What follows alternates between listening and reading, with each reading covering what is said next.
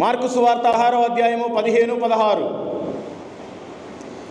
మరియు మీరు సర్వలోకమునకు వెళ్ళి సర్వ సృష్టికి సువార్తను ప్రకటించుడి.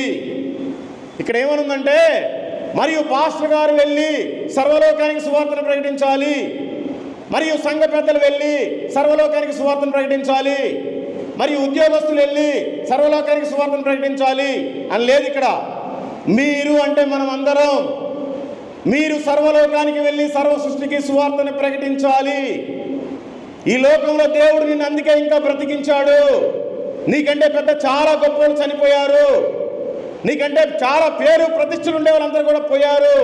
నిన్ను ఇంకా ఉంచాడు. ఆయన పని ఏమన్నా చేస్తావేమో టెస్ట్ చేస్తున్నాను. నిన్ను చేయకపోతే ఏ రోజు చివరి రోజు తెలియదు. ఒట్టి చేతులతో పోతే ఏం ఉపయోగం లేదు. నువ్వు పరలోక ధనాన్ని సంపాదించుకొని పరలోకం వెళ్ళాలి, లేకపోతే వ్యర్థమే. సువార్త చెప్తే ఏం జరుగుతుంది? 16వ వచనం, నమ్మి బాప్తిసం పొందినవాడు రక్షింపబడును, నమ్మని వానికి శిక్ష విధింపబడును. నమ్మితే ఓకే, లేదంటే వాడికి శిక్ష తప్పదు. మనలో బాప్తిసం తీసుకున్న వాళ్ళు ఎంతమంది ఉన్నారండి? సగానికి సగం మంది తీసుకోలేదు. Praise God. తీసుకున్న వాళ్ళు అన్నాక తీసుకున్నారు. తీసుకున్న వాళ్ళంతా గుర్తుపెట్టుకోండి, నమ్మటం వేరు, బాప్తిసం పొందటం వేరు కాదు. నమ్మి బాప్తిసం పొందినవాడు మాత్రమే రక్షింపబడును. నువ్వు యేసు ప్రభు దేవుడని నమ్మి బాప్తిసం తీసుకోకపోతే నువ్వు స్టిల్ ఇంకా వ్యభిచారివే, నువ్వు స్టిల్ ఇంకా దొంగవే, నువ్వు స్టిల్ ఇంకా పాపివే.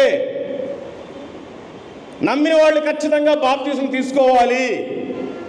మరి బాప్తిసం తీసుకున్న వాళ్ళు ఏం చేయాలండి?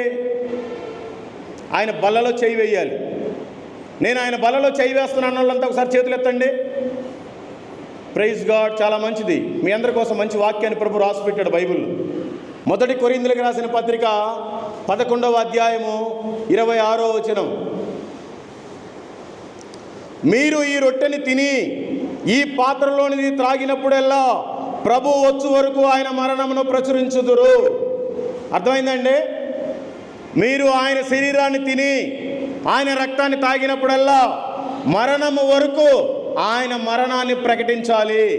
నేను ఆయన మరణాన్ని ప్రకటిస్తున్నాను అన్నాడు. ఒకసారి చేతులు ఎత్తండి. Praise God. వేల మీద లెక్క పెట్టుకోవచ్చు. మిగతా వాళ్ళంతా క్రైస్తవులు అని చెప్పుకోవడానికి సిగ్గుండాలండి. ఏమనుకోవద్దు, నేను ఇట్లాగే మాట్లాడతాను. మీరు నన్ను కొట్టి జైలుకి పంపించినా పర్లేదు. చాలా సంవత్సరాల నుంచి నేను చూస్తున్నాను ఇక్కడ. మనమంతా క్రైస్తవులను ఎందుకు చెప్పుకోవాలి?